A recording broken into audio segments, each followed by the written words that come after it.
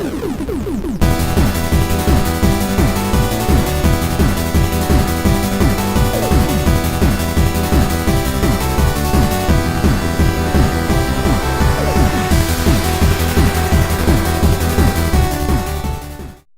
guys, what's up? This is rebelpodge from Geeking at geekinggetupanotch.co.uk, and I'm back again for the final part of my Mirror's Edge walkthrough. This is part 11, and we're going to be taking on chapter number 9, which is called The Shard, and that's this building here that Faith's about to look up towards right about now. There it is, in all its glory. Now it's going to get a bit emotional. I promised myself I wouldn't cry, but I am going to miss you guys, and I'm going to miss this game, and I'm sure you are too. So when we first get to the Shard, we're going to make our way through these back alleys, climbing up, jumping about like nobody's business. It's actually quite confusing to get into this first part, unless you know where you're going. Took a while to work it out at first. And you're going to make your way around here, trying to find a secret entrance into the Shard. Now this is the maintenance area, so first thing you're going to want to do is look at this here, and jump back on yourself to find the first satchel, the first of 3 in this level, but ultimately one of the last 3. So, here's a puzzle for you. We've got sparks coming from a door, some high-pressured gas. How are we going to get through this door? Well, we're going to release this valve, and we're going to fucking run for our lives. Hide, bitch! Okay, 3, 2, 1. Boom! Ha ha ha! Pyromaniac. And if we take a look round the corner, blew the whole door clean off. How sweet is that? So you may be saying to yourself right now, rebelpodge, why are you at the Shard and why are you blowing shit up? And why are you alerting guards to your presence? Well, I'll tell you why. If you remember from the last mission, we had rescued our sister Kate. We took her back to Merc, and we unfortunately found that only a matter of minutes later, Merc had been shot, Kate had been taken back away. And unfortunately, Merc did die. Sad times. I'll leave that to sink in. Merc died, guys. It happened. And in his last breath, he told us about this place, the Shard, which is where they're taking Kate. So it's a bit of a roller coaster ride, this mission. It's going to be a lot going on. So keep your eyes open for all the twists and turns, including this one. So here's the Chief of Police with some Pirandello Kruger guards. What a git! Oh, I knew you'd come through, Chief. He shoots him in the back of the head. He basically tells you, these guys are Pirandello Kruger, they're not mine. And I'm sorry, I'm sorry you got worked up in this. I was just trying to gather information. I've always been on your side. Look, here's an earpiece. Go and rescue Kate. I want her back just as much as you do. I'm going to hold off these guards for you. So he turns back and he goes to hold them off. Here's a sweet room. This is where the second bag is. I'm going to turn over here. Jump up to this little conveniently placed red chair, and there it is. Oh yeah, and ignore this part. I did fall. Accidentally. Let's just speed this up. Speed it up. No, I didn't speed it up. That's fine. I'm human, right? Leave that in. So what you're going to want to do here is if you're going for the pacifist route, you're going to press this elevator button, and it does take a little while to open, so just take some cover behind this pillar. And then eventually you're going to be able to run your way in. And this is by far the longest loading elevator in the history of the world. And something we haven't seen before, an emergency hatch button. And if you look up, you see the hatch. Oh, I wonder what's going to happen here, guys. I've never seen this button before. And as you can guess, it pops open. You get to press it. And you get to make your way up into the elevator shaft. I do like that word. Shaft. Just want to say it again. Shaft. And this part's a bit of a bitch, purely because some of the jumps are a bit hard to make, but thankfully you've got the Chief of Police, Miller, sort of, guiding you around where you need to go. It's not all that difficult to know where you've got to go, it's just a bit annoying to land on these little tiny platforms, but you can make it. I've got faith in you guys! And seeing as you've watched this video, you're pretty much guaranteed to succeed. Okay, so balance your way across this beam. Oh, there's another hidden ladder. And you're going to have to crab walk along this ledge for, I think it's the last time you crab walk. Oh, Faith, we'll miss your crab walking. And then we'll climb up here, we'll turn back, we'll swing, and we're into this little really annoying room that, I don't know why it annoys me, it seems really difficult, but basically you're going to want to wall run. I can't even say it, guys. This is how emotional I am at losing you. Oh, anyway, you're going to wall run, you're going to climb up here, You're going to do some more wall running. We'll get there in the end.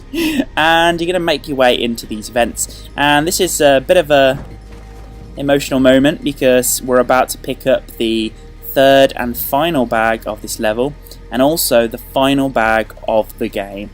So be prepared for some awesomeness in the form of an achievement. You also see some graffiti there that says, "Where is November?" And that's a reference to the November riots. You'll have to play the game to work out what I'm talking about there, but I'm sure if you've actually watched the cutscenes, that'll make a lot of sense.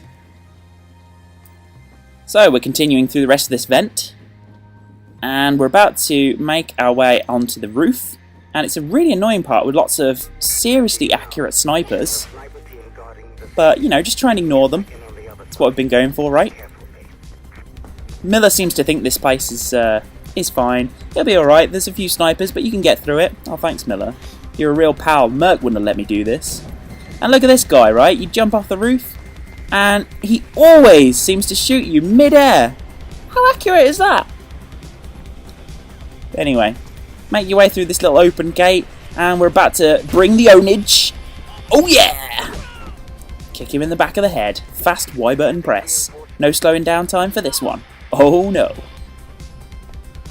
And there's only really one route you can kind of take. Just go which way seems logical.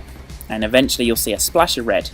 And do not fall off this pole, because it's a real annoyance if you do, because you can't get over that fence because it's actually electrically charged. Another fast Y button press. I don't think there's actually any NAD kicking in this video, so I'm sorry if you're a fan of that. You're gonna have to rewatch the last mission. And we're gonna run around this corner, and because I'm pretty fast and efficient, I'm gonna get to the next elevator before it's even open. Hey, let me in, guys! Open it! Oh, there it is. A little bit of a lag to actually open the loading elevator. And this is another seriously long loading elevator, which I've decided to speed up for you guys. And you're going to make your way from here into one of the most annoying rooms in the game. And it's also a bit confusing if you're going for the pacifist route, because you are going to have to use a gun. Unless you get really lucky. I'll explain what I mean shortly. Basically, right, here it is. Here it is. You've got to destroy these 4 sets of servers that are storing what is essentially surveillance for the entire city. And there's an absolute metric fuck ton of guards. So basically avoid these dudes, and what I like to do is punch my way through this, sort of through the middle of these servers, and hope that these guards will shoot them out for me.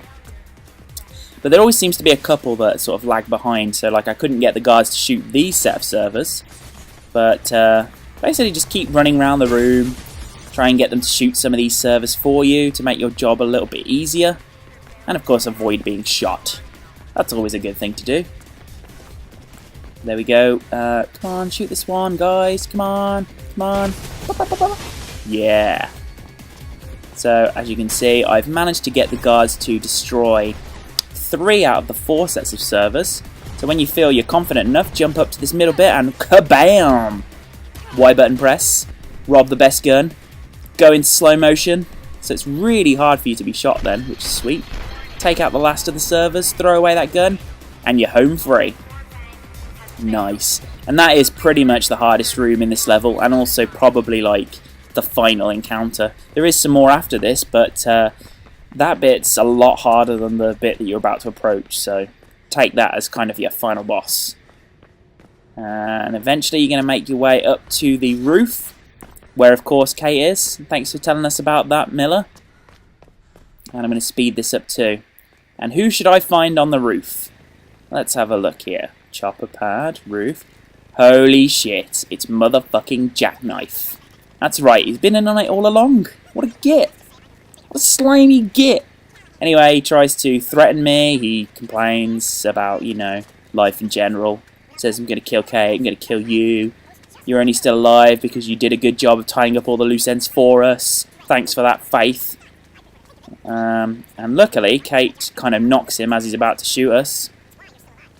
So come on. Yeah, there we go. And then this happens. You can't live on the edge all your life, Faith. Sooner or later, you have to jump. And as you can see, he basically prompts us to jump onto the chopper. And we look back, see some Pirandello Kruger guards. And all you've got to do to finish the game is jump over this, slide under here, and take his advice. Jump and kick. And that kick's all automatic, part of a cutscene. So now what's going to happen? Oh shit, we're going down, Kate! We're going down, we're never going to make it! Oh my god! Oh, that's it, she's dead. Well, that sucked. Oh, how the hell did she do that? And she's wearing cuffs as well. What is she even holding on with? Anyway, you grab her, the chopper explodes, Jackknife's dead, and for some reason the Pirandello Kruger guards that were behind you and chasing you and all that shit, and now just don't even care. They've just stopped looking for you. Oh well, plenty of time to share a hug and just forget that those guards are over there, eh, Kate? Ah, it's magical. And there she is, she's safe. And that doesn't quite tie up all the loose ends. I think there's a bit of sort of dialogue in the final credits that basically say that, you know, they've got Pirandello Kruger back on the side of the Blues, and the charges against Kate were dropped, and the whole conspiracy was exposed, and all this. A lovely, happy ending, aside from the fact that pretty much everyone died. So, that's just how the cookie crumbles, guys. Wonder what Mirror's Edge 2 will hold for us.